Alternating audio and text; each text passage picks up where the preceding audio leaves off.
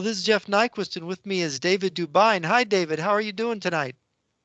Yeah, doing well. It's good that we're having a second chance to talk on what originally we had both talked about politically, and climatologically, or with the climatologically, if I can get the interview started right, temperatures, weather patterns, food price rises, and it all seems to be hitting exactly what we talked about in the prior interview. Yeah, we have a lot to talk about because the weather is really showing colder all across the globe. We've got it from Australia, New Zealand, all the way up to Northern Europe now getting hit, Russia, Antarctica having record low temperatures. So we can go over that. And fertilizer shortage, people saying the global food production is going to be down. Real problems in China, problems with, we had the drought in the Western U.S. with food there. And of course, we've got the things going on with the pandemic and people concerned about the floods. The floods in BC. That's right. I had even missed that, and you were following that. And of course, we had another summer of flooding in China. So yeah, we have a lot to talk about. And maybe I'll just introduce this for the listeners. David, you have been writing and doing videos about global climate change, the incorrect kind, global cooling, and the grand solar minimum, which, what would you say, began like a year ago in June? Well, I think there were some, indicators in 2015, 16, and 17, knowing about solar cycle 25 and 26, how they were going to onset, how quickly it would ramp up or not. And see, that's the whole thing about this solar cycle 25. It was supposed to start off like a screaming hot dog and then scalded dog run into the moon there, and it didn't. It kind of really stayed low coming out of solar cycle 24 into the minimum. And then, as it tried to get more sunspots, more magnetic activity, it's been sputtering. Although the last few weeks with the X flares and all these CMEs that we've seen, it's starting to turn on again, but it was far past the normal amount of time. And the way it's looking, it's not going to get anywhere close to the 120 or 110 or even 100 sunspot average they're talking about. It's going to be closer to probably 75 to 55, somewhere in that range. Huge miss on that part as well coming in, but we'll see. It's not, the solar cycle's not finished yet. We're not even at the solar maximum. Right. Let's just review for those who are just introduced to this topic. We're talking about the solar cycle and larger cycles. Every about 11 years, the sun's electromagnetic field collapses, reverses and recharges, and that is just the regular solar cycle. And then there's a grand cycle, a grand solar minimum. That is the solar minimum, in which when that happens, the sun's electromagnetic field really doesn't fully reignite. And that electromagnetic field is really important because the sun's electromagnetic field protects the Earth from cosmic rays that strike the oceans, creating clouds, which means more rain, but also a cloudy day is cooler than a sunny day, creating global cooling. Have I got it right? Yeah, and you forgot also that intense magnetic field is what locks the jet streams and the cloud cells into position. And if you have a wavering of what locks that in place, jet streams will go out of flow. So will the cloud cells will bunch up on themselves. You got the new cloud layer forming around 18 to 20,000 feet with all the cosmic rays. So now you have three factors colliding in instead of two. Cloud cells are moving to different areas, they're bunching up. Then the jet stream's bunching up on top of that, and you have a whole new cloud layer because of the cosmic rays. Right. And so you end up with, and now let me just explain for those that don't know, the jet stream, you got these prevailing winds that go from west to east as the Earth turns, in this certain direction. The Earth turns, the sun sets in the west. And when you have a strong electromagnetic field in the sun, the jet stream just goes from this west to east direction. But then when that electromagnetic field collapses, they get all jiggly. So suddenly you can get really cold Arctic air pulled way down from the north, drawing very, very cold air far, far down, causing freezes and, catastrophic weather on crops. And you can get the other way around where warm air comes up unseasonably from below. And this also can, as you say, lock in clouds, causing droughts and massive flooding in some areas, which is what we've begun to see. It seems that a lot of those patterns are locking in place too. There's not as much movement in some. Okay, so when you're thinking about the movement within the different layers of the atmosphere, if you're going to get a high pressure cell or a low pressure that gets locked in and almost encircled by other patterns, it's going to lock itself in there, and then things are going to bend around it like a rock in a stream. But they're sort of symbiotic in the way that the pressure pattern will get locked in is because it's almost completely surrounded by all what we're talking in these other jet streams and cloud cells and the different trajectory of where that should move, but it can. It's almost encircling, so it's locking everything on. And then you got to think, is it a magnetic field line termination point that these things might energize themselves over? Because we see in the Volga region of Russia that it seems currently, and I'm just saying currently, that the crop production in the oat areas there are being, well, let's say, interfered with by regional shifts in the weather because there's a stronger electromagnetic or stronger charge coming out along the electromagnetic field lines, or the magnetic field line terminating out above the mesosphere heading back to the sun. Now it's like a light bulb. You've seen those real nice light bulbs in coffee shops where you can turn them up and you put more electricity into it and it glows brighter because there's more vibration in the electrons. Turn it down and it dims a little bit, less vibration, less of a medium moving through. So if you're thinking about the way electricity might move from the earth out to and back to the sun out through our atmosphere, what would that do? If it got more highly charged, it would have an excitation, I guess is the best way to put it, and then cloud cells and clouds in general, weather patterns would behave differently in regional areas, because if there's more of a charge in there, it's going to mean more heating, more evaporation, and things are going to bend around that too. Yeah. So it's almost as if you can pick out the magnetic field lines right now where you see these obscure weather patterns keep bending around the same exact areas. So now we can really start to get into the electrics or the electrogravitics, magnetism, and all these things you're talking about, the sun stepping down in its state of output, and then how the earth is responding to having less of that output electrically. Now, energetically, I should say. Some people wouldn't understand the electric part. Since 2020, when this sort of was really starting up, we've seen now 2 summers in a row of massive flooding in China. I think they had record flooding this past summer again, which of course wiped out all of the rice growing seasons in whole provinces of China. They're not growing enough food even to feed half the population of China in China. So China has to find that food on the world market. And then you had flooding in Germany this summer, some in parts of France. You've had a drought in the western United States, which really killed a lot of grain production in the United States and corn production. So that's down. In fact, I understand some of the companies that were exporting large amounts of grain to China, they just didn't have much. And China can't pick it up in Europe. And I believe the Russian numbers are down. And weren't you telling me, David, that the crop numbers for the United States for this year, the harvest, is even less than was projected by the FDA? The USDA. I mean the USDA, right?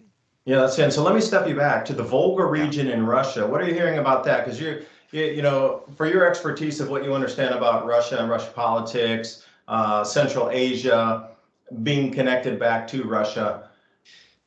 What are you hearing about the Volga region? Because that's exactly where one of these electromagnetic field lines coming out, literally those lines that you see in the diagrams coming off that spin off the magnetic field lines of the Earth. There's a charge coming out of one of those, sending charge out from the Earth back into space that seems to be becoming more highly charged, and there's so many events around the Czech Republic extending over to that Volga region. And then you look at the crops that are grown under there, the oats and the barley, and they're having massive losses in those places. And then you look at the entire amount of production for Russia of the Volga region, 40%, and then you say, wow, if they're going to lose periphery regions plus that region itself and diminished yields, then how much really is going to come out of that area for oats and barley? But you say, oh, it's oats and barley, the wheat, okay, but others don't. So, there's going to be a Well, push and pull on the grains. So what are you Russia hearing over in the has, Volga region? Any kind of news coming out of there? well, they had early cold weather, unusually, and of course, North America, we didn't see that, but they saw that in Russia. They had some very cold temperatures suddenly striking in the fall. You probably saw that Beijing even got dusted with snow in October. And then a Uh, blizzard, the earliest blizzard and the highest snowfall ever recorded in November. And how long did Chinese records go back? Their right. dusting was followed by a blizzard of multiple feet of snow just a week after that. Yeah, and we're talking October, I'm above the 45th parallel hill. They're below that, and we didn't have snow here until November, until just about the middle of November here in the northern upper Midwest. So there is, and of course, I talked to a fellow from New Zealand yesterday, talking about the unusual. Now it's their spring, and they're getting unusual cold in Australia. They've had unusual cold in Australia over their winter, and they're having it in New Zealand, and it's quite unusual. They're having also some more rainfall. Now this is consistent with the grand solar minimum, is that there's more clouds, so there's more rains and more rains in the spring. And Australia has been really hit with unusual rains. Australia is a very dry continent, mostly. For Australia to get rains, it's quite unusual. Yeah, for this period of history. Right, for But if this you go time in back in and history. you trace that out, there's been some incredible research synthesizing, I think it was almost 750,000 different data sets across the planet in terms of what you're talking about, rainfall. All they did was measure rainfall patterns there's many ways to do this now. So for those of you who say, well, David and Jeff, they're just talking whatever about this rainfall. Well, you can prove it by going and looking, and there's 5 or 6 different ways that are truly the methods that they look at the amount of rainfall increases or decreases. Then they can map that out by drilling into, say, a high alpine lake. They'll drill down and they'll find all these different layers of deposited sediment. So Yeah. if you're going to have a huge, gigantic, once in a 1,000-year flood, it's going to bring pebbles and big things like this in on a layer. But if it's just an average rainfall with an average year, you're going to get a bunch of silt and clay. Yeah. And going down over the centuries, you can start to measure that out and see exactly how much runoff there was. And then you can look at the stalactites coming out of the caves. We're used to icicles. They build fast because it's frozen water in winter. But the cave will do the same thing over thousands of years or hundreds of years, growing year by year. Stalactites, they just slice those open, and the same thing. The more rainfall it is, the thicker the accumulation for that one year, kind of like a tree ring, which is another one. More, so thicker they tree can ring, higher tell, temperatures, more water. so they can tell the rainfall from year to year and go back and check. Oh, you can go back tens of thousands, hundreds of thousands of years, but you have to have the physical substance to be able to check. So if the lake only goes so deep before it hits bedrock, that's your termination point. You can't go past that. Or if the stalactite coming out in a cave is only 20,000 years old, that's your limitation point there. You can't guess after. Stalagmite. Let me go Timelines through. based on the physical evidence of what's left. And tree rings, you can only 300-400 years, unless you find a tree that has been wiped out in a disaster that sits in a layer that didn't decompose, and they can put a date to that disaster and the flooding that encapsulated that tree in the event. Then you can start from there and going back by cutting the tree open and mapping out the event. So maybe they know there was a massive flood in, say, 1460. There was a whole bunch of area that got covered, and they go in and they find the tree in there, and their start date is 1460. Then they'll cut the trees open and then see how far it goes back from there. Wow. So they got this is a real science where they can determine how much rainfall, and it's always on a pattern, always. And So that pattern follows the solar cycle. It matches with very good correlation. Nothing's 100%. Right. But above 90, 85 to 90, and if you want to, you can skew it.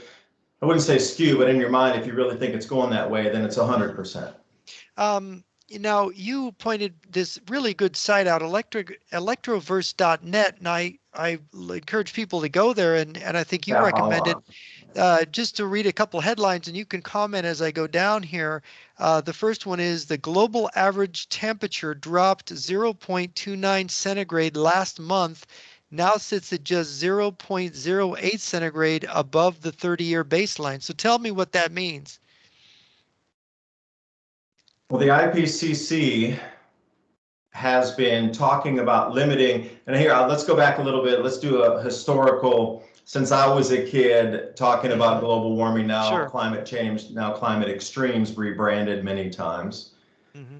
So if you're a little bit older in a generation and you're not 15 years old or 20 years old, you will have only heard one thing of limiting to 1.5 C rise in temperatures. But when I was a kid, it was limited to 2.0 C rise in temperatures. Mm-hmm. And we were told again and again that sea ice was melting in 2009. There will be no sea ice. The polar bears, there are going to be none. But that was in 2009. Those predictions were made earlier, 2003, 4. So when it came out and there was massive ice in 2009, they just kicked the goalpost. 2013, there'll be no more. 2018, 2000. And by the way, right now, as you know, there's dozens of ships trapped in the Bering Sea in the sea ice. They're trapped, and even the icebreakers are having trouble getting to them. Oh, I didn't know that, because I know there's sent several icebreakers out as a rescue mission to get those ships trapped in ice this early, unexpected, fastest growing. It's almost like, I wouldn't say a day after tomorrow event, but the way that it wasn't totally ice, it was sort of what you consider slush ice in the ocean floshing around, but then something hit it and it turned into ice instantly. Right. Across that entire region, and froze all those ships in all at the same time. So rescuing one ship's one thing, but hey, there's 20 ships, Mayday, Pan, we're stuck in ice. Yeah, and I think the number's above 30 the last I checked that are stuck out there. Yeah, go get them all with 2 icebreakers. Yeah, when you read, I was always big on the Arctic explorers. So what happened, you know, the famous expedition of Sir Ernest Shackleton, their ship went down. They were going to go to the South Pole, and they were going through that slushy stuff, and all of a sudden it hardened up and the ship was trapped. And then it got harder and thicker until it crushed the hull of the ship. And then they were stuck on the ice, right? And they didn't have a ship. And they were kind of like, you know, Robinson Crusoe. They were living on penguins and stuff, anything they could catch out there for almost 2 years, I think, before they got to be rescued. But can I ask a question, Jeff? Yeah. What was the what era was that? Do you remember? I know the story, but I can't remember the year. That was before they came in. Right after, you remember, I think it was 1911, 1912. The Scott and Amundsen were racing for the pole. And Scott was the British captain, naval captain, who was taking a British expedition, and they were trying to reach the South Pole. He used Shetland ponies and not dogs. And then Amundsen, the famous Arctic explorer, came down on the other side of Antarctica with dogs. And his trick was to eat the dogs on the way back, because the dogs would pull their supplies, but they need less supplies and it was fresh meat, so they wouldn't get scurvy. So Amundsen, and of course everybody said he was cruel to animals, and he beat Scott to the pole. But Scott famously, his polar party died on the way back. They died of scurvy, actually, they believe now. And so you had lemons, not dogs. What's that? Limes, not dogs. Limeys. That's how the whole limey, right? Brought the limes with them on the ships over so they wouldn't get scurvy, vitamin C deficiencies. Eat the limes. Look for the trail of limes. Oh, the British are here. Yeah. The Norwegian Amundsen beat him to the pole and got back alive, but his party did not. Well, of course, they didn't have dogs because their Shetland ponies died early. The men were pulling their sleds. So imagine, the men were pulling their own supplies, their sleds. It's a tragic story, the polar expedition, but Shackleton had led an attempt to reach the South Pole earlier that failed, that Scott was on. They didn't make it. They turned back to save the men.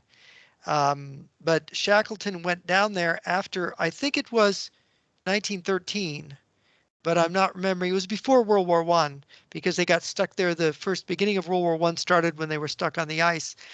And that was when Shackleton's expedition was.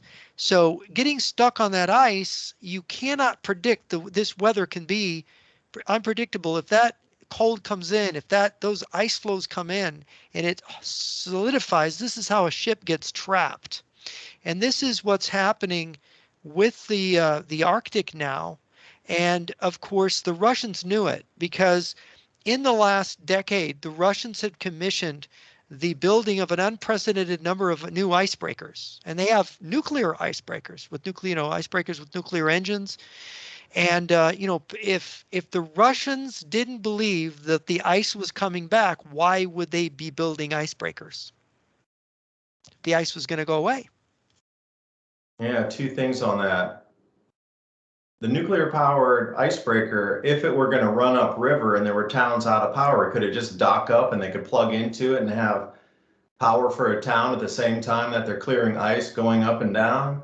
Just a random question. It That's the might, way my mind thinks, I though. mean, any nuclear power plant, if it has those inputs, could probably be used to plug in and generate power off ship if they had the equipment, the cords and stuff. It's possible.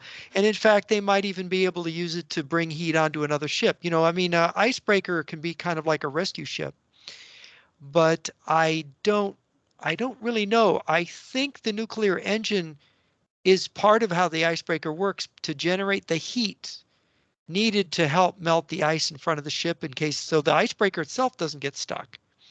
But I've never really studied the actual design of the Russian icebreakers. I know that they're pretty sophisticated, and they're building up their fleet of icebreakers. And as you know, Russia has the longest Arctic coastline with many ports up there, and they're not all ice-free all the time.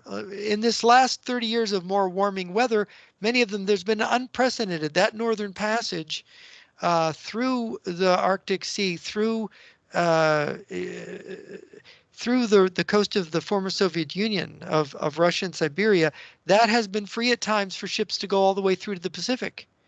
But generally, I mean, there was a discussion, the Russians' main fleet, their biggest military fleet is out of Murmansk, which is right at the top of the Kola Peninsula. It's right near where Finland and Norway and Russia kind of come together up there.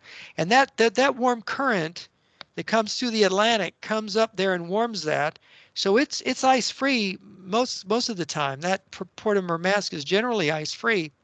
And that's where they base their Navy. And they were talking a couple of years ago about could they bring their Navy across the Arctic to the Bering Strait to Alaska to help out China in a military emergency. And of course, that was being discussed in their military press. And it's the idea of moving an entire military fleet through that area. But of course, there's the danger that your fleet gets stuck, and that's a fleet has to move. If it's fighting, if it's stuck in the ice, it could be destroyed. And so they were talking about, having icebreakers for that purpose as well. And having the Arctic ice coming back. Now, is it your understanding, David, that the last couple of years, the ice in the Arctic has been getting larger during the winters, has it been expanding the Arctic ice? Well, I can't remember off the exact top of my head, but anybody who wants to do the research to verify what we're talking about can go to NSIDC. That's a National Snow Ice Data Center. And they have to within a couple hundred square kilometers or even more, tuned in than that, how much it is at the low melt point and what day it terminated at the melt point and started to regain ice through the last 30 years. So you can start to look at it yourself. But yes, as a general, over the last 3 years, it started to rebound on the ice, which makes me wonder. I wanted to go back to the icebreaker point for a second here. But this is the way my mind's working. All right, a nuclear powered vessel has a power plant on it.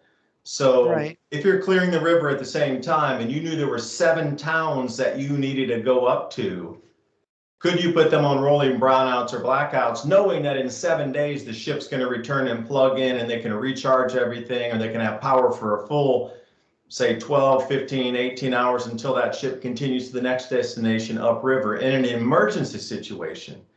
You would know, and that would give you so much hope that you would have electricity full for 1 full day once a week versus being permanently out of power. Like, how would that change your mind frame? And are they thinking the same way? All right, maybe there's 2 icebreakers that follow, and every 3rd day you get full power to be able, and how many, you said an absurd amount of icebreakers, and how many could be retooled to do the same thing on smaller fleets to go up the rivers, because there's an enormous amount of large cities on the rivers in Russia. So what if it were to be, you know, a new way to power and keep trade open at that time? And then the icebreakers, when they're not in service or being repaired, they could just sit at a destination more remotely and power the thing all through the summer. Yeah. Well, I'll give you an example. Now, or is that too outlandish to think like that? Well, let's talk about the newest, fanciest Russian icebreaker. It's called the Arktika, Arktika, and you can look it up online. And it's their newest nuclear powered icebreaker in decades. And of course Russia has the largest fleet of icebreaking ships in the world. It makes sense. They have the largest Arctic coastline, and it's capable of smashing through ice that's nearly 10 feet thick. Imagine that. 10 feet thick of ice. Millions of Russians live above the Arctic Circle. They've got the largest population above the Arctic Circle of anybody. I mean, that's huge. I mean, in Scandinavia, there's not even that many people. In Alaska and northern Canada, there's even less people living above the Arctic Circle. So Russia has this very large population, and they depend a lot of times, as you say, there's rivers in Siberia, and there's also the sea, and so this is from Popular Mechanics. The icebreaker itself, you know, it's blue, and it looks like I would say it's maybe 250 feet, maybe 300 feet long, maybe as long as a football field, maybe a little shorter than that, and it's the okay, let's see if they give the tonnage. It's got a 300-ton electric motors connected to the nuclear power. Wow, 300-ton electric motors. You can imagine smashing through 10 feet of ice. And yes, it looks like it's on a river here in one of the pictures. And I'm sorry, okay, it's 560 feet long, 112 feet wide, and it's 33,000 tons in the water. It's got a low length to beam ratio, a very high superstructure, making for it's a stout looking ship. It is, and it's got an RITM 200 nuclear reactor it does 175 megawatts of power. That gives you an idea of what this thing can do.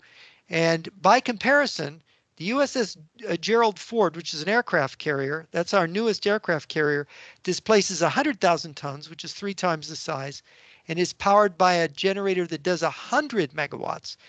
So this thing does almost twice as much as the USS Gerald Ford in its engine that it generates. Isn't that interesting? So this nuclear powered icebreaker, though it's the tonnage of an aircraft carrier, I mean, it just doesn't look as long, but it's pretty wide. But it's got to be a very heavy ship underneath. 175 megawatts. That's incredible. See, in my mind, that's an overbuild to provide extra power offshore, right, if it docks off somewhere, versus what the needs are on the ship itself. Now they tell you how it works here. It does its job by bearing down on the ice using strongholds to crack the ice from above. It can smash through, like we said, 10 feet of hull ice. It's got a reinforced double steel hull. It's fascinating. So this gives you an idea of what they do, and of course this article depicts it as they're exploiting the warming Arctic, right? They have to put that in there, but it's really not. That's kind of hiding the fact. Right? The narrative comes in many forms, doesn't it?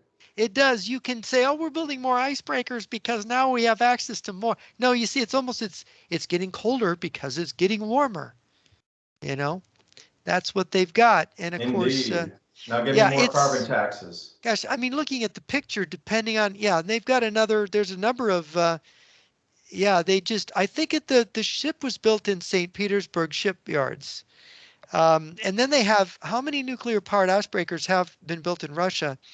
They've got 10 civilian ones built, and one is a container ship with an ice-breaking bow. 6 nuclear powered of the Arctica class. So there's 6 of these Arctica class ones built in the Baltic shipyard in St. Petersburg. My goodness. That's a lot of So movable power, isn't it? If you're starting to think that direction of knowing where this grand solar minimum is going to take us with supply lines getting cut off on a natural fashion, because when the second magnetic field starts to really pound the Earth here in 2023, we should see some significant effects as that field really starts to lock in Q2 of 2022 coming up next year. And as that does, we're going to get a lot of things on the surface of the earth cracks, sinkholes, slippage, uplift, these types of things that are going to damage the infrastructure that's riding on top of that very thin veneer of the very top of the crust here, called the top few feet of the earth that we walk on, is going to get disrupted down to about, I would say the top 2 miles of the crust would have a lot of effects. So if you already know that fiber optic cables will get pulled enough where they would snap, and electric lines, I know there's some elasticity built into that, but if you're going to think about something moving half a mile or a quarter mile, snap, okay, they're already pre-planning in that they're going to need to have movable power everywhere to still have some semblance of society, knowing that what we consider traditional infrastructure might have to shift drastically in the way you deliver power or goods to cities. If the above ground conduits aren't working, what's your plan B and then plan C? now Russia has a lot of other non-nuclear icebreakers, but looking here on this thing, it looks like they have 11 nuclear ones right now. And these Arctica, these new ones, there's 6 of the 11. So they've basically doubled their icebreaker fleet in recent years. Um, Interesting. So it's yeah, and then they give all their names: the Lenin, the Arctica, the Sibir, the Rossiya, the Semvorpa, Po. They've got all the names here, and they're saying what their status is. But it's very, it's something that we don't really hear a lot about. And of course, going back to the Electroverse, let's go on to this next one. Well, can I ask you one question before we Yeah, go? The sure. names of all those ships, which one for you, knowing Russia, Russian culture, strategy, etc., which one of those names was the most interesting or jumped out from you? The Lenin, or was Well, it the the Lenin, Arctic? The Lenin, yeah, okay. the Lenin, that's pretty interesting. Of course, the Lenin, that is an old one, and it's a museum ship now. So the Lenin is actually a museum ship. But of course, because they don't want to give those names now to Slowly the new tugs ones. along to bring power to places. It'll get there Yeah, soon. yeah, they'll be there soon. But yeah, and now going back to Lectiverse, this is really kind of illustrates record cold grip Siberia, minus 68.3 degrees Fahrenheit. Northern hemisphere snow mass marches on. Canada sees lowest November temperature since 2004. So any commentary on negative 68.3 degrees in Siberia? This is December 2nd here, 2021. Right, and those are degrees below zero. So Below that is zero Fahrenheit. 67 degrees below zero Yeah. Fahrenheit. Because a lot of times, the way that the mind works, you have to put that below zero to get it to Right. really register. Whoa, And because you, those who like the Arctic explorers, if you read about Admiral Byrd spending the winter in the South Pole, if you read about these other expeditions, minus 40, minus 50, these are killer temperatures, right? Minus 68, imagine. That is so cold that if you expose your skin to it for more than a couple minutes, your skin will literally freeze. I mean, that is unbelievably cold. yeah, You because had flash frozen food flash freezing. temperatures are Yep. what? Above that, 200, 100 Celsius below Yeah. zero for the flash, or for Yeah. the, what you consider, how do you freeze food that you would buy somewhere that's in a bag provided for you? They froze that. Flash freezing is that around that temperature for what you consider vegetables and things you would buy from Bird's Eye. I'm not promoting, I'm just saying, I'm just remember the name. If you, for example, at negative 40, which is what the German army experienced in World War II in the Moscow campaign, at Ah, minus 40, if you do not protect, if you expose your eyes, this part of your head too long, your eyelids will freeze. And then you lose your eyesight because you can't close your eyes. And they had lots of German soldiers go blind because their eyelids froze. That's negative what negative 40 will do if you can't get some kind of protection. Wear goggles, have something that keeps the heat in somehow. Yeah, go 25 degrees colder than that. Right, 25 degrees cold. Just imagine. I mean, they had people. I mean, it was very famous. They issued the German army was not adequately. They did not have adequate cold weather gear in 1941 in December. So December 5th, the temperatures just dropped all of a sudden to this. This Arctic cold front just came in out of nowhere, and you could freeze to death defecating. Men literally trying to go to the bathroom would freeze to death before they could finish going to the bathroom. That's how cold minus 40, minus 68. Imagine that. You better be wearing a diaper. Maybe a spacesuit. Yeah, I want to come back. In fact, the thing about the food in the cold too. When Shackleton was stuck in the ice and they was finally rescued, and the crew was finally rescued, whoever survived through that. The account is that when they finally got him back to an open water port, when they first came in, they all jumped out of the boats and started clubbing all the elephant seals that were just the random ones that were laying there and used to the people, but they were so hungry. And so, meals came by so infrequently. And they called them madmen at the end of it because they just ran around and clubbed 20, 30 elephant seals right on the beach there to get it because they were so used to jumping on whatever they could. So there's food on the boats, go get the food. There's food, go faster. You just imagine you're living on the ice. You're trying to find penguins to eat. You are living on an ice floe basically, and your greatest moment of hunting was you found what was it, a snow leopard or whatever that they shot. It's one of these giant, it's related to a seal. And that's what you're eating. And they even had killer whales coming up underneath their encampment, breaking up into their encampment, trying to find them for food, But there's a book called The Incredible Journey of Sir Ernest Shackleton, which I recommend. I mean, I read it as a kid twice. I liked it so much. But it was truly an incredible journey. But how they got rescued is they had a longboat from the ship, and they decided to dare the weather, and they tried to sail that longboat from the Antarctic Sea area up to South Georgia Island, a whaling station. And they almost didn't make it, but this party made it and said, "Come down and save our friends here."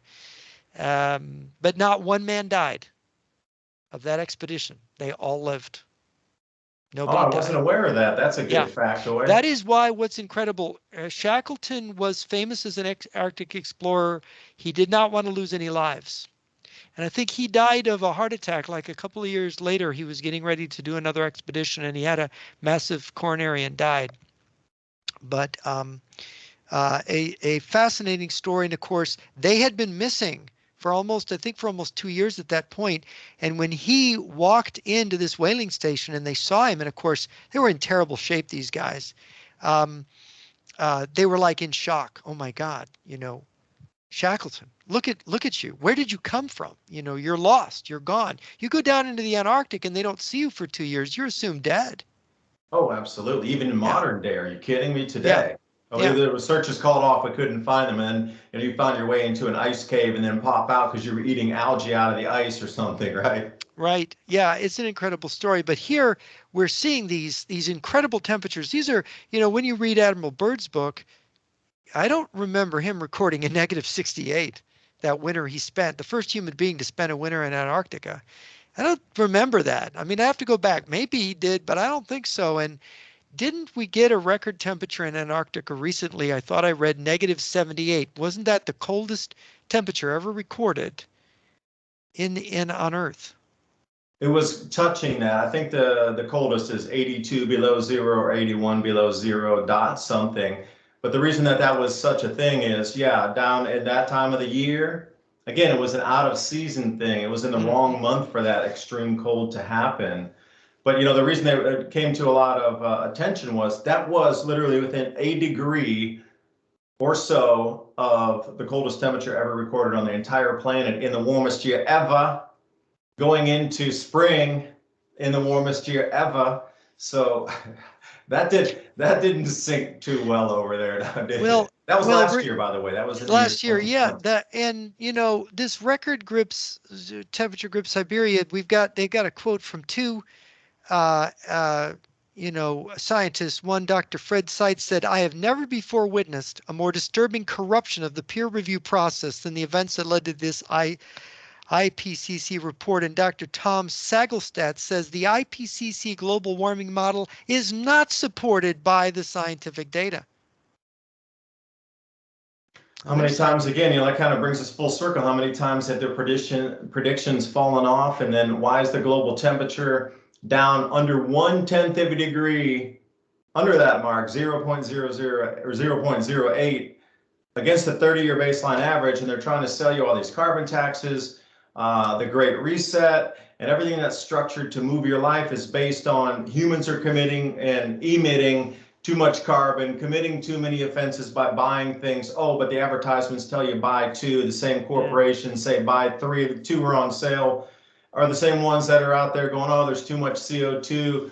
And how many times can you see the predictions fall through before? I guess never, because so many people are still on the bandwagon of believing. But you need to be a little bit older to understand the changed predictions, and especially that 1.5 C now. We got to keep carbon dioxide below 1.5 C, because you got to realize even when it terminates at its point, it'll still last 1,000 years in the atmosphere. Methane will come banging out of there about 7 years after, 7 to 10 years. Once it reaches that point, like that methane actually disappears and dissipates. It changes structure, and it's not methane as we know it and in any fact, longer after the Earth does not a have. decade. We're not living in a time where the largest amount of greenhouse gases in the atmosphere, are we? No, you'd have to go back. I mean, how long do you want to talk about further into the past? So let's go their past is 20,000 years. 120 What was it years like or then? 150 years, but why don't we go back 10 million years, 100 million years, 30,000 years, 12,000 years at the Younger Dryas, when whatever impact event happened, the Earth's temperature dropped 15 degrees Celsius in a matter of a year, or maybe even months, but then it rebounded out as quickly. The Earth's temperature, for those of you who want to check, rose 15 degrees Celsius in 3 years. Now that was at the end of the Younger Dryas, circa 12,000 years ago. Now the conjecture is a comet or a fragment of a comet came in and hit the Laurentide ice sheet over Canada, hit it, exploded. So imagine a comet hitting an ice sheet during the coming out of the ice age. What would happen? Huge amount of steam. The Carolina bays, which have all these indentations, supposedly where it hit and where those giant ice fragments rolled up through the atmosphere, 40, 50 miles. And when they came down as tonnage, as pieces of ice smashed into there, that's why they can find no impactors. But all those Carolina bays created with the same trajectory as the ice came over, of course, it's going to have a pattern going out wherever the shock wave would move forward, and they're all facing the same direction, so they can kind of even triangulate now where it hit, what angle it hit at, and then where did all the debris fly out and create these patterns across the planet that are supposedly unexplainable. And the debris can also blot out the sunlight, can prevent the sunlight from heating the Earth, so it contributes to this effect, as well as the heat from the blast melting ice and melting ocean and whatever, and creating clouds, more water vapor, which also is going to cool the Earth. Yeah, not to mention the cold water that would have spilled into the oceans that had an equalized warm temperature. Because imagine if a quarter of an entire ice sheet on a continent melts in the same one day, and it's flowing in 1,000, 2,000 foot floods toward the ocean, sculpting in a lot of places in Washington State and Oregon. Randall Carlson and Graham Hancock have done an enormous amount of work on this, where the floods had actually terminated out. And these floods, were 2,000, 3,000 feet deep. But how much cold water would have gone into the ocean and then upset everything? Because you have to think about, in an ice age, and so many people don't understand that when the ice age climate locks in, it locks in for 60,000 years of the exact same plant and harvest dates. The oceans would have stabilized temperature. Everything would have locked in. Like we know in at least our interglacial period here, there's a planting and a harvesting date because our weather's was stable enough for us to plan that.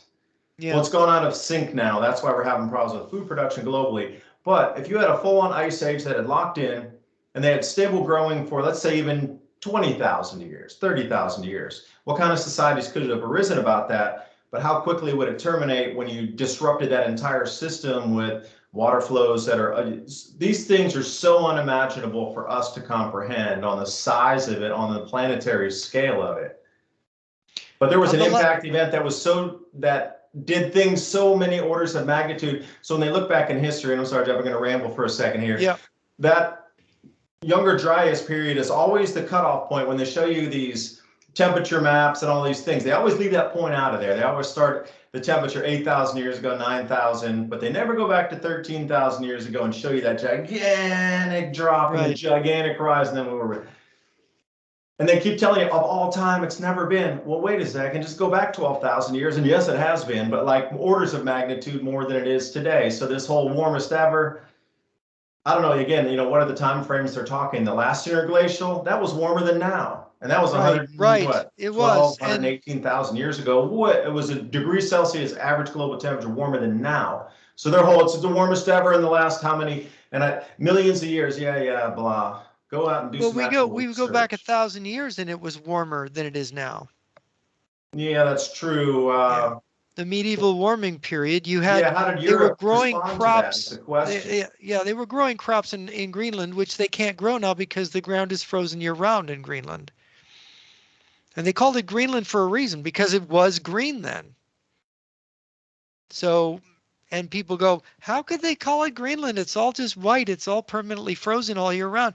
It wasn't then. When the Vikings first came to Greenland, they did farming. Well, nobody can farm in Greenland now.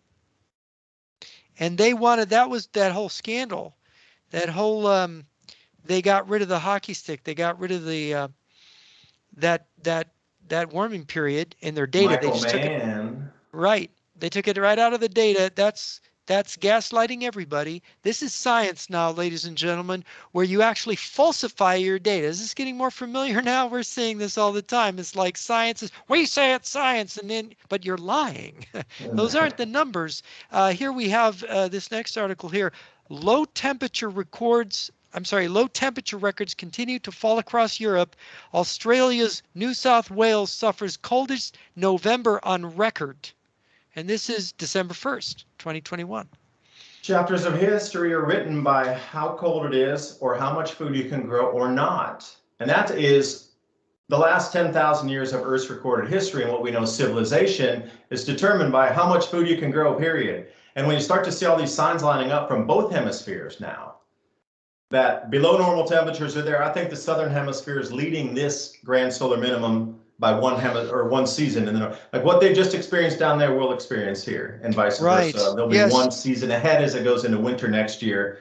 But just look at the rise and fall of civilizations, even over the last 4,000 years. Why did they get to this apex point and then they crash with the highest science, mathematics, etc., and then boom, they're down again? So it has to be something that triggers that event, and it's always the lack of food that can be produced. So we're just looking at chapters history driven by the sun. Yeah, and of course we have unprecedented numbers of people on the world. If we go back through written history, we're talking about 2,500 years of written history going back to Herodotus, in which, the population of the world was probably a couple 100 to 300 million people total. You get to about 200 years ago, you got about 1 billion people maybe. So now all of a sudden, in the last 50 years, we go from about 3 billion people, 2.5 to 3 billion people. Already we're almost at 8 billion people in the world at this time. And that is astonishing. So if we've doubled the world population in the last 35 years, nearly 8 billion, last 40 years, we've been able to feed those people because it's warmer on the planet. And because it's warmer on the planet, but now it's getting colder, what's going to happen? And we see the effects on food growing, which we're going to talk about in a minute. But here we have this article, record lows grip Europe. Sweden registers minus 37.4 degrees centigrade. That's 35.3 degrees Fahrenheit. UK schools forced to shut bigger freeze inbound. And this is November 30th, just a few days ago now. And there's a clear-cut solar climate coupling and very strong natural variability of climate on all historical timescales. I can hardly believe anymore that there's any relevant relationship between human CO2 emissions and climate change. This is from, I don't know how to say his name. His name is Smith, Heyo Smith. But this is very, very interesting. And with these negative 35.3 degrees Sweden. Yeah, how do you explain that? That's some of the coldest temperatures they've ever had. And this November was the coldest November they've ever had. But Brutal that 30, Arctic air. negative 37, that broke all their temperature records. Even in the month of December, you're looking at the onset of the cold events, and you can trace that month by month on what the coldest month is, obviously January, February. But they're getting those temperatures now, which is so, everything seems to be getting cooler months in advance. And then last year we lost our wine vines because, we just planted them, and then it got so cold later in the spring after planting that everything was frozen. So the cold's onsetting earlier, and it's having strange freeze events further into the spring after people plant. And this is the exact same thing talked through history, the loss of crops coming into harvest season, and then into the spring, the planting season was delayed by months, plural, and they didn't have the machines back then that we do. And here we were talking about sea ice. Here's another item. Arctic sea ice extent currently second highest in 15 years and growing. I mean, wow. How did that ever happen, IPCC? Does anybody ever want to correct it? All those news headlines that you say, some of them are being memory hold, the good ones, like the Arctic temperatures you mentioned, you couldn't find it. You had to go in the Wayback Machine and look for it. But where are these retractions or additions to? Okay, the sea ice, I had a chance to look through the 2021 IPCC report for policymakers, and that's a real easy one to read. They're not going to give you the full 300-page thing.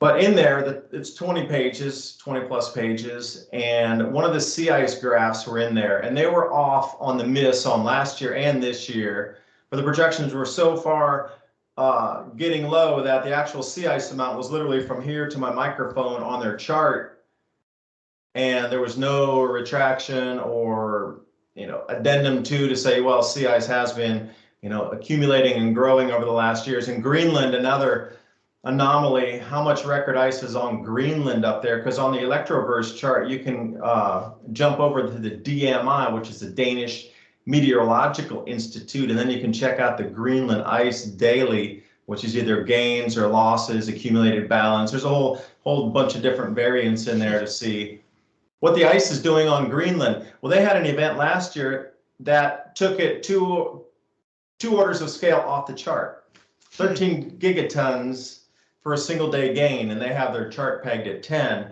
So they'd have to put a whole nother thing, and then that blue line would stick up in last year, so it wouldn't make sense. Like, wait, we're supposed to be losing ice, and if you look at the overall gains on Greenland, they continue to rebound and have extreme anomalies with these massive gains. If you look at the sea ice or the Greenland ice chart from last year, there were two massive events that were so far out that they literally need to redo the chart to add two new bands in at the top there so it can fit from last year's gains.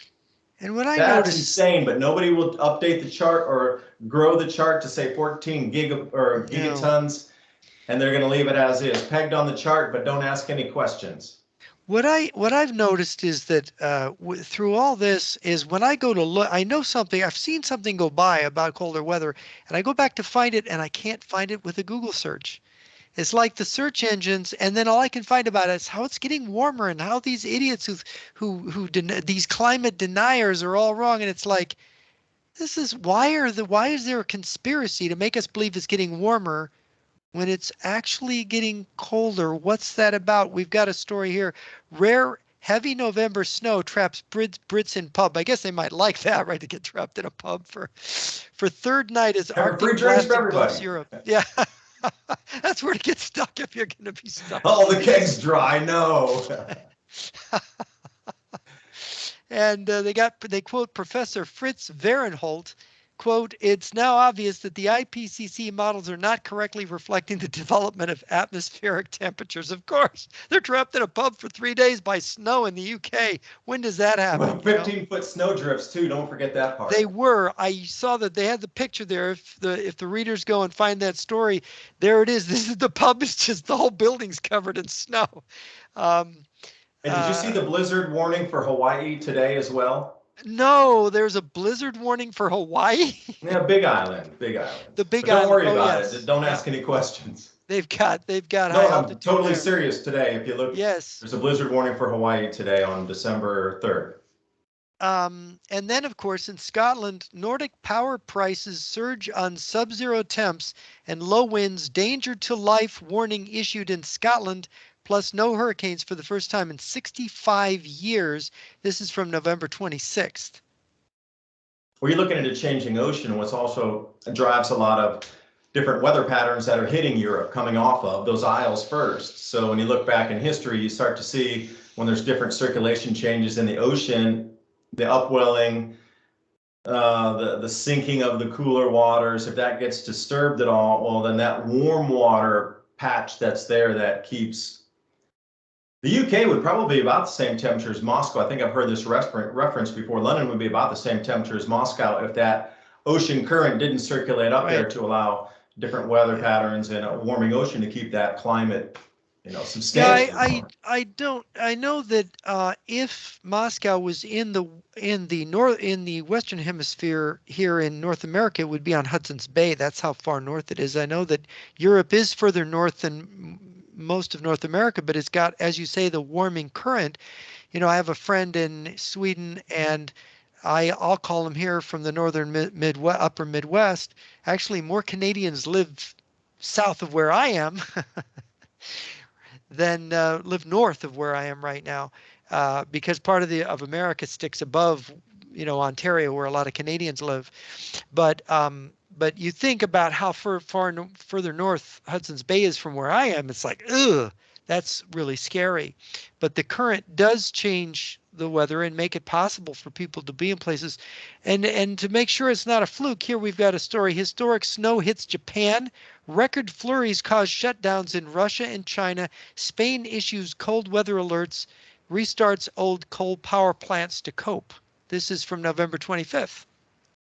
Yeah, the snow flurries in Beijing were a full-on blizzard with multiple feet of snow and also 10-foot snow drifts. And that was the second snowfall of the year. The first one was what you referenced. They had flurries come down. And not more than a week later, they had one of the biggest blizzards and the earliest ever recorded there. And that Japan snowfall was from record sea effect. Wow. Snowfall. Region's Because we're heaviest familiar with lake snowfall. effect snows. Yeah. But Japan has something called sea effect snow, where that area in the Yellow Sea there stays a bit warmer. Mm-hmm. Oh yeah, because Japan, really Arctic cold front, they drop massive amounts of snow over Sapporo. It's incredible. And then last year it happened the same, but it was in a different month. It was in January, and they got something like 4 feet of snow. Same, it was a record sea effect snow, but in a different month, just a year later. So it came earlier this year than January of last year. Yeah, and of course, then they've got this is from November 24th, new peer-reviewed study, climate models overestimate CO2's impact on global temperatures by a factor of 5. So yeah, that is, if you have 5, they're making it into 25, and that's really it. And of course, school canceled in Yakutia, Russia, as temperatures plunged to negative 50 degrees centigrade. That's 58 degrees Fahrenheit. Rare late snows hit Argentina. Parts of Antarctica are holding unusually cold. That's what we were talking about earlier, from November 23rd. So, I mean, we're getting it all over the planet. There's almost nobody is escaping this. Yeah, and the power prices too. You mentioned the prices going up 5x up there in the Scandinavian countries. Well, if you go to Singapore, right off of Zero Hedge today, I was reading that the prices for electricity in Singapore had gone up 12x, 1,290%, almost 13x. Right. Can you imagine that the average household? So think about it, and the reason I bring that up is the food prices are going to go up exponentially too. And this is another thing in history. The economy struggles because so much money of disposable economy gets put into food. And then at some point, That's 100% of earnings go to buy the daily food. That's it. There's nothing left. But then, you know, you're looking at a 12x increase in electrical prices, and I'm sure the food prices in Singapore are going up too. So at what point can a society not cope? And at what point do they go to the streets because they can't cope? And this is Yes. another fingerprint of the grand solar minimums. There's always change of government during these events. So it's pretty much, you see the indicators, what we've been talking about here, these events on the weather, these are all the indicators. It's here, it's in play. You can't really dispute it anymore. What was forecast is now here. Now let's look back in history and see how it's going to play out across the landscape with the rising food prices, rising electrical prices. I would say population migration, which has always happened, but it's not because we're all locked down because of the COVID. Like very few people can go to another place now. It's almost nigh impossible too. And before, you know, through history, if there were no, we continued the way we did in 2018, I would say 1 billion people would have moved from where they are now, from whatever they're experiencing. But then the governments can't cope either, and they always collapse and get restructured. There's new forms of farming and overseeance and thumb screwing across nations for the next, how do you top-down control a society? But the previous top-down control for society always dissolves. So how many of these are we seeing going at the moment? And then what's the forecast moving out as to how fast this will happen? Because if you're looking at increasing power prices across the planet and food prices doubling or tripling next year, at what point do they start to put military in the store because of the shoplifting? And we're seeing these smash and grab shoplift stuff. I think that is just the base. It's already planned. They're going to hit supermarkets next, which is then a reason to put troops and police in there in the supermarkets. They'll start with the high-end stuff. Nobody cares anymore. But then your access to the food, they're going to really need to control who gets the food, and it'll be rationing and how much. All right, that's the layer, the base layer of what will happen in 2022 and 3. But people are going to get really angry when they can't get their food. And if you're rationed to 1 loaf of bread per family or whatever it is, fertilizer shortages are inbound next year. They're looking already, CEOs, okay, CF Industries, huge fertilizer manufacturer. Let's talk about, CEO comes out and says, yo, yeah, let's talk about fertilizer not enough, we're going to have massive declines next year. So we're checking all the boxes. Now what's going to happen next? Yeah, let's talk about the fertilizer because people don't quite understand modern farming. You know, it used to be you would have to farm these acres and let these acres rest and replenish, and you have rotating farming, you know, and you'd have to replenish the soil. We've pretty much, with the massive farming we're doing to feed almost 8 billion people, we're exhausting the soil everywhere, aren't we? Well, you could put an ED on that because a lot of places it's so exhausted that you literally couldn't grow anything without the fertilizer. Without the fertilizer. So you have the medium substrate of the dirt, but there's nothing in it, zero. The only thing that goes in it is the fertilizer you put on it. The soil's exhausted. We need the fertilizer. Why is there a fertilizer shortage? The story is bottlenecks in CO2 production and the ammonia plant going down in Louisiana after the hurricane. Okay, and that's it. That's all it takes is a hurricane. The problem is that China's not exporting anymore. China stopped exporting all the base, chemicals to be able to create the fertilizer. And Russia's not exporting either, are they? Mm-mm. So now that's interesting. Now we happened upon this little gem. Russia and China know that the world is cooling, not warming. Their scientists know that this is happening. I've seen it. I've watched their press. They give lip service, but you probably saw the interview several years ago when the whole scandal happened about them in Britain, where they got rid of that medieval warming period, and they kind of got caught at that. And somebody asked Putin in a press conference about it, and he said, "Oh, I don't believe in global warming. I believe in global cooling." And he kind of had that little smile on his face he sometimes has.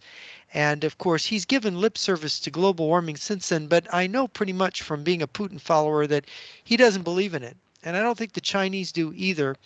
And I think that knowing that food shortages are coming, that the normal food growing areas in the north are going to be less productive, let's say, that they are starting to build greenhouses and conserve water out in the deserts of Central Asia, where China and Russia own a lot of territory in a more southerly area in Asia, below Siberia, below some of these northern areas. Are they now sucking in that fertilizer because they realize they have to make the desert bloom to survive? That's what I would do. Now it's about actions that you see other governments making, because China put that social credit scoring and really started ramping it up about 5 years ago. Mm-hmm. Well, that's the right time, the same time that this grand solar minimum was being more confirmed each year with the solar cycle and the activity and these, anomalous weather events that it was in place. So China was already setting the base to control food distribution, which they're already control it right now. So at what point, do we come behind that? And so if your social credit score falls too low in a few years, they'll just turn you into Soylent Green, right? or Is you'll be that the denied. Let's say idea? there's different ranges of bread. Okay, you have a handmade artesian loaf with olives baked in on it. All right, that's on the top shelf. If you get your social credit score above 810, if you got a bad social credit score, you're eating white Wonder Bread at the bottom. They could differentiate what kind or how much. Mm-hmm. Or And you you look, can be the one who's the meal, right? in a bizarro world, and I hope it doesn't come to that.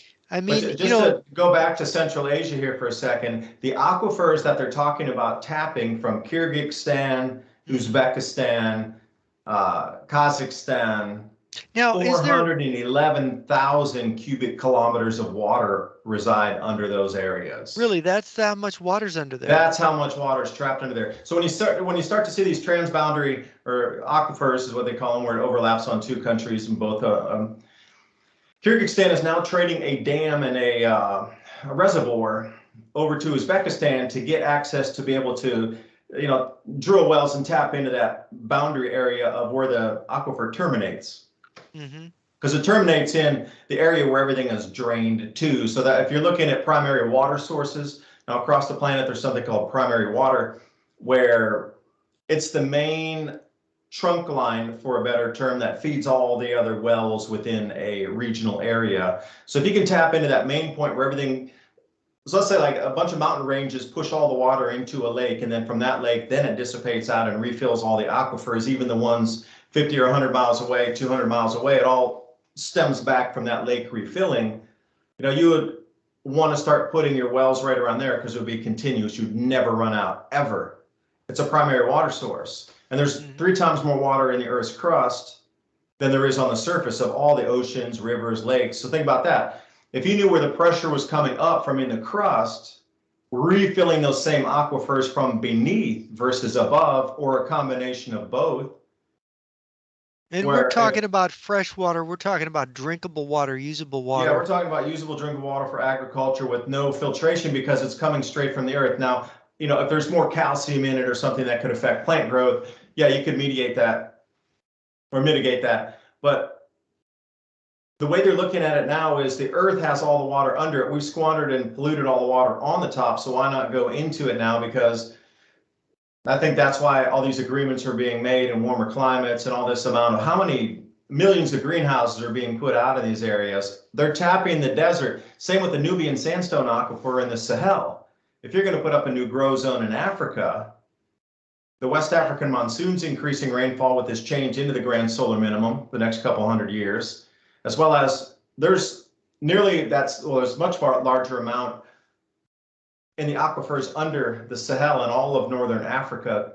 But I was just talking about the Libyan area there, where Gaddafi had put out an enormous amount of agriculture, tapping that very same water source, built all these gigantic aqueducts and giant pipe systems to bring water from under the desert underneath it up and out to irrigate crops. And they were a couple 100,000 acres into production before it got all destroyed by the US.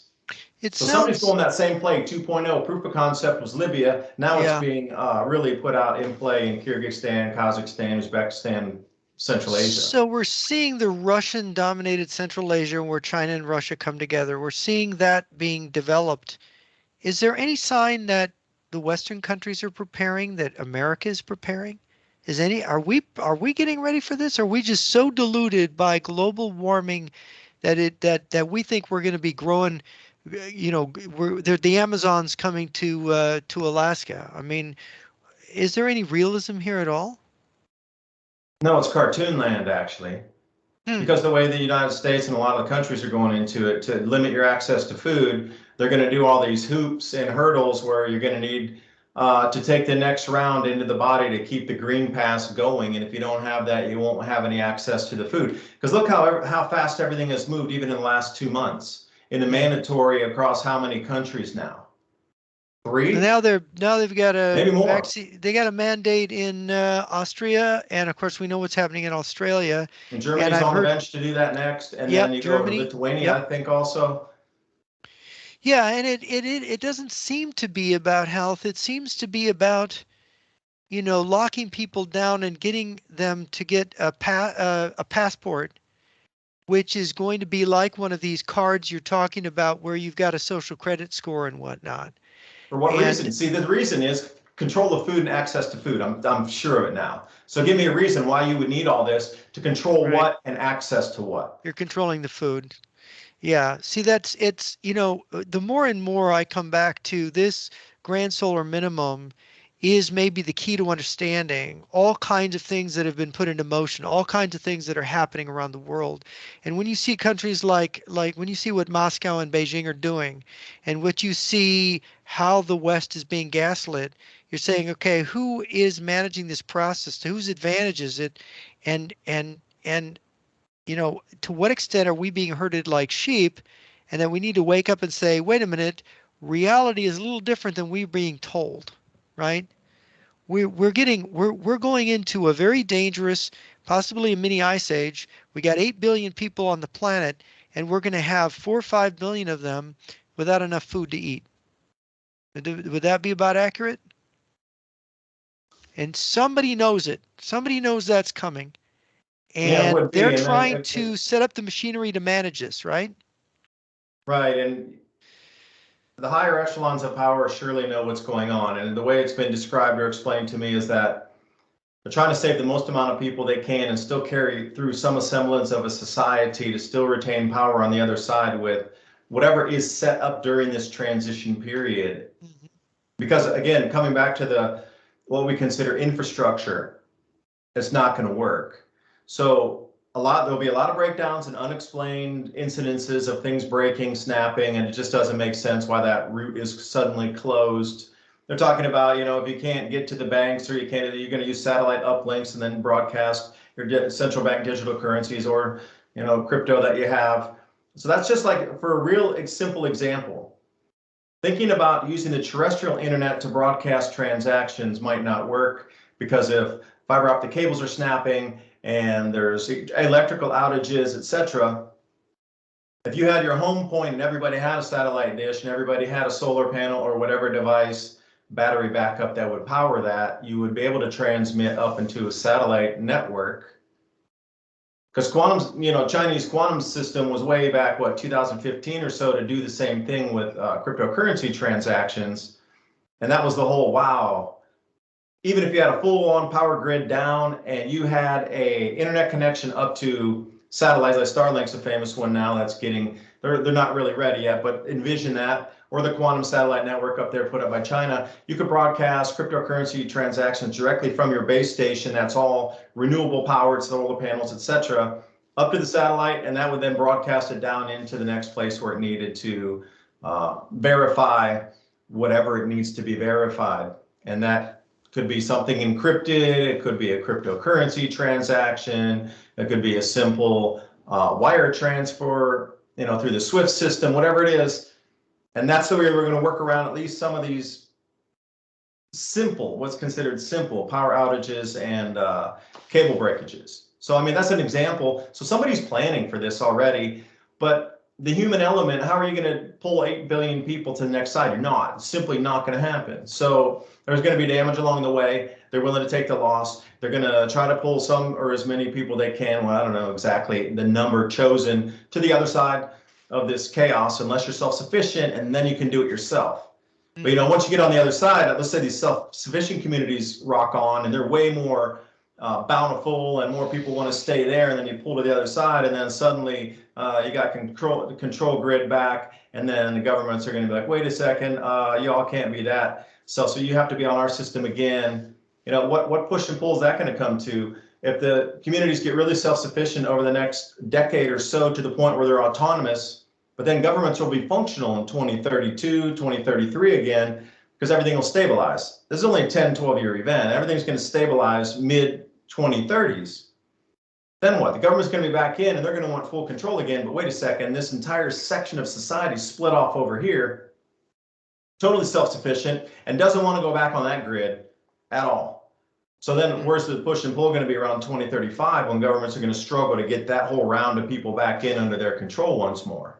I was wondering to ask your opinion of something. You've heard about, Professor Hapgood supposedly working with Einstein about And the this, CIA. and the CIA with some kind of discovery they made decades ago about a periodic catastrophe related to pole shift, related to the Earth's electromagnetic field, going away and then reversing and recharging. Something happens then, and they've been keeping it secret, haven't they? Yeah, and that's the Adam and Eve story. Right, the Adam and Eve story. And I know, Hapgood's famous for the maps of the ancient sea kings.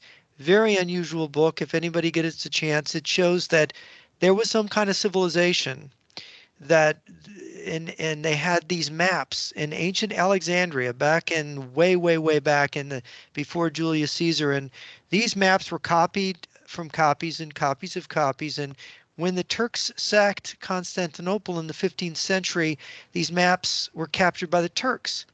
And in the 1920s, a U.S. naval officer was given these maps from a Turkish, I think it was a Turkish naval officer, Reese maps, they call them.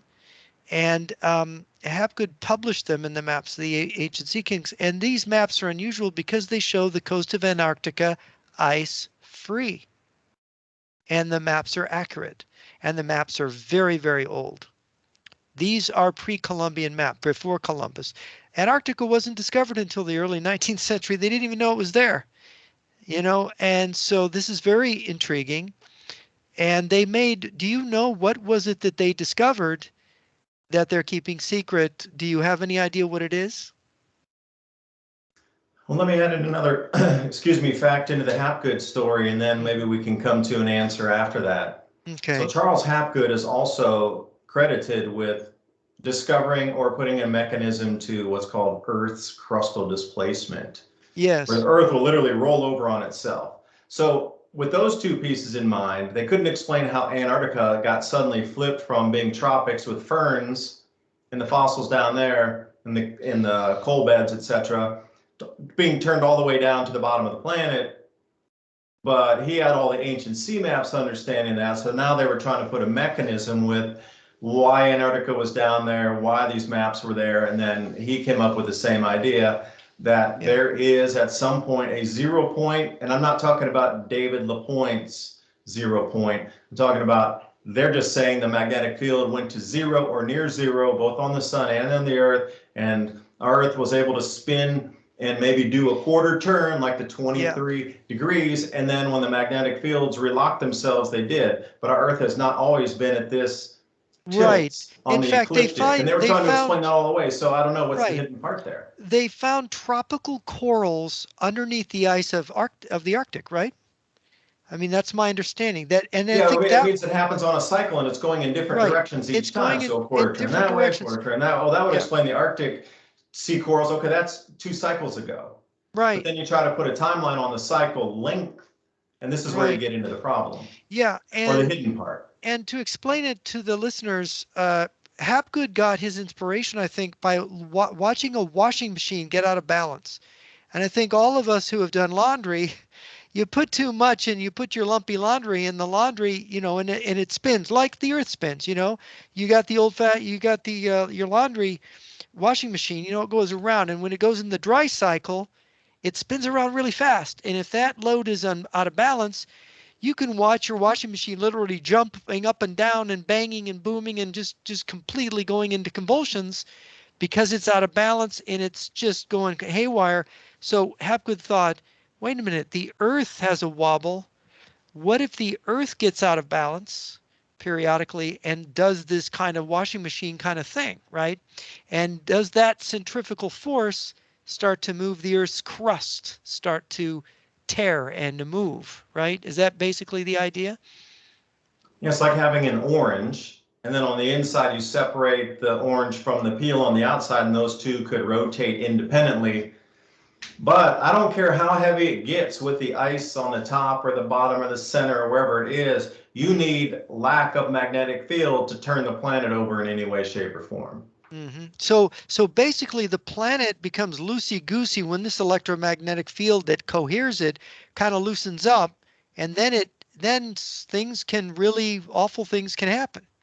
Doesn't loosen up, it goes to zero, and that's how that affected it. The only possible time it is if it's a zero magnetic field where there's no orientation of north and south. So the center part of the planet has no orientation to lock anything in. They're both sliding with zero magnetic pointing in any direction. And then suddenly when the magnetic field starts again, even that 1/10,000th or 1/1,000,000th of a second, it locks back into exactly where they're oriented. And then it'll reposition itself north-south. But at that moment, wherever the Earth's crust sits, it relocks.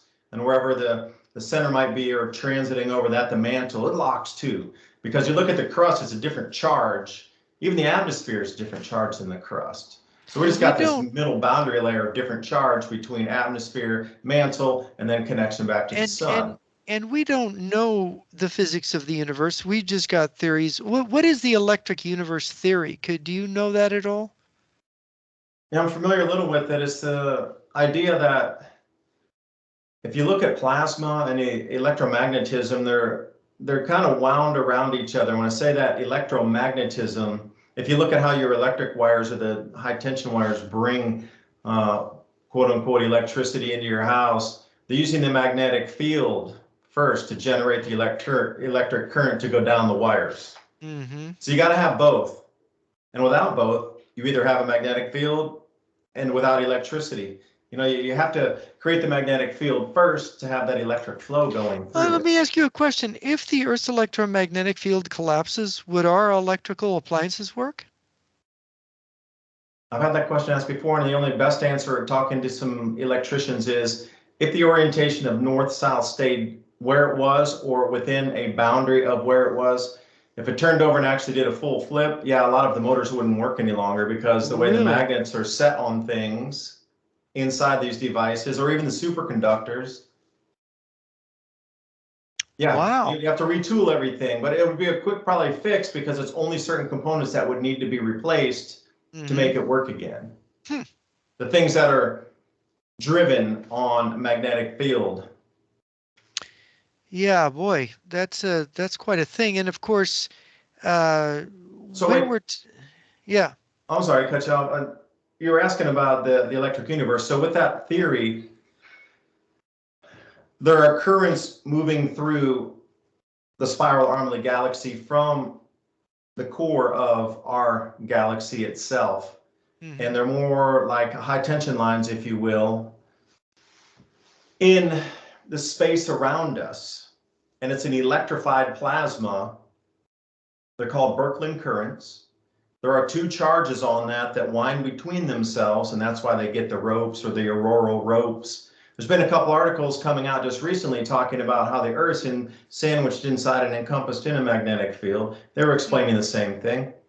So imagine one, like I'll go back to the coffee shop example, if you put more charge or more current into that, it's going to make something glow more highly.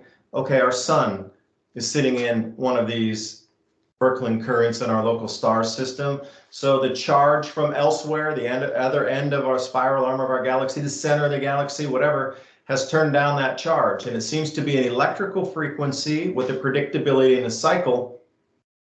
And when that steps down, our sun responds to that. It steps down too.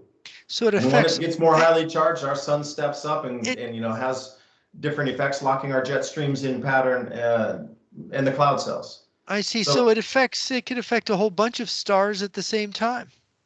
Yeah, they've seen entire star fields have anomalies either disappear or all start glowing red, which is an indication of all of them novaing at the same time. Really? That's just within what we can see right now. A couple of years ago, there was an article, more than 1,000 stars just disappeared. Wow. But they didn't disappear. See, they didn't disappear. The current flowing into them turned down, so they came out of visible glow mode of what we can perceive with our eyes and come out of the visible spectrum range. Yeah, okay. That's how they stopped glowing, is the current got turned down so they didn't glow as brightly. So you think that the evidence for this electric universe model, there is evidence for it? There is, because when you look at Earth's temperature and climate over 12,000, 100,000, even going back to the ice ages, it's a pulse. It almost looks like a heartbeat. It's very Oh, electrical. yes, When you yes, look at yes. all these different charts going back in the past, especially the longer ones, the million-year charts that are broken down, look at about every 100,000 years, you see a pulse. It's like a heartbeat. Doom, doom. Because the Earth Mm. spends 90,000 of those years in ice state. These 10,000 years, they might make you think like it says all the time, but it's not. It's very rare. We get 10,000 years of warmth and 90,000 years of ice. Ice is the normal state of this planet. Only 10% of the entire time are we at this warmth level. Yeah, And how can you in explain fact, that coming into yeah. the ice ages and exiting the ice ages? You can't tell me every single time it's a comet hitting something to create magma that blows out and suddenly it gets hotter, or something hit the sun and we get these things on this exact frequency of 100,000 years. That's not possible. Not possible. Yeah, of course, we've been in a kind of ice age for 2 million years now. Hmm. Look at the Basically, that's, frequency of that, though. When you look at those ice age charts, look at it looks exactly like you've seen EKG in a hospital. yeah, for 2 million years. Um, That's just a so coincidence, though. That's just it's coincidence. just a coincidence. Yeah. So the real thing to fear is global cooling and ice, basically. No, the fear is not being able to respond quickly enough, and governments not even wanting to have the conversations and Yeah. not wanting to respond and not getting the citizens to respond. We can adjust to the temperature changes. We can Yeah. adjust our food growing latitudes. We can substitute crops. There's an enormous amount of things. Vertical indoor ag. We can take all these malls and parking garages that are not used anymore, wink, wink, and suddenly turn those into indoor agriculture centers and create jobs and do all these things. But it's the response that's the scary part. We can respond to it, but the governments do not want or are not letting, and they're distracting with so many other things when we could be coming at solutions for this. But again, probably doesn't want everybody to move into the next world. So the solutions are not forthcoming. And, conversations like this are not promoted and pushed in algorithms because it goes against the science of things getting, warmer, colder. I don't know what it is anymore. Yeah. Well, it seems to me that our institutions are failing us right now.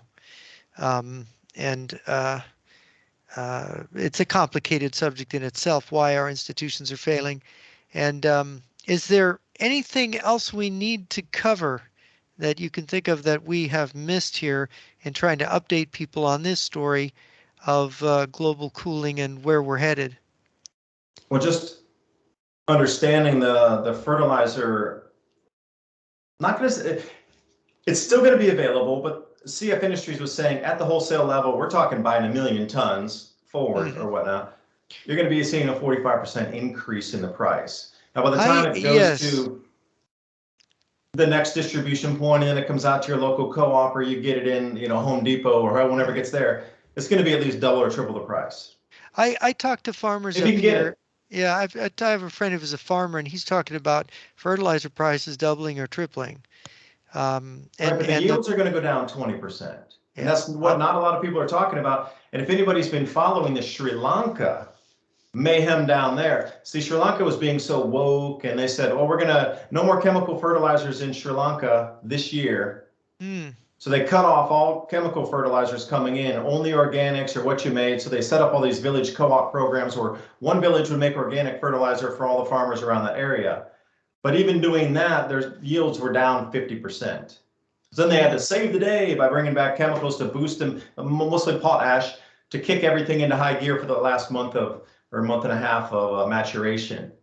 But just generally across the globe, if you think we're going to go with the fertilizer production this year, we're going to get 10, I'll just be conservative and say 10% decline globally across all the grains that we grow, or any agribusiness that uses an enormous amount of fertilizer as the input to get things to grow.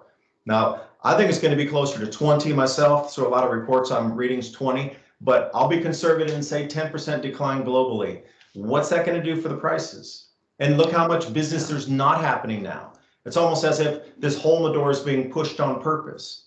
The rising prices, the hyperinflation, access points to food, higher food prices, inavailability of foods, the rationing, and the whole thing is the human impact. How are they going to react to this?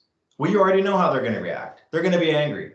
They're going to the streets. They're going to want change. And you know what? Boom, there's already a solution. The assets have already been pre-positioned for the Army and the military to roll in and control all food and your life.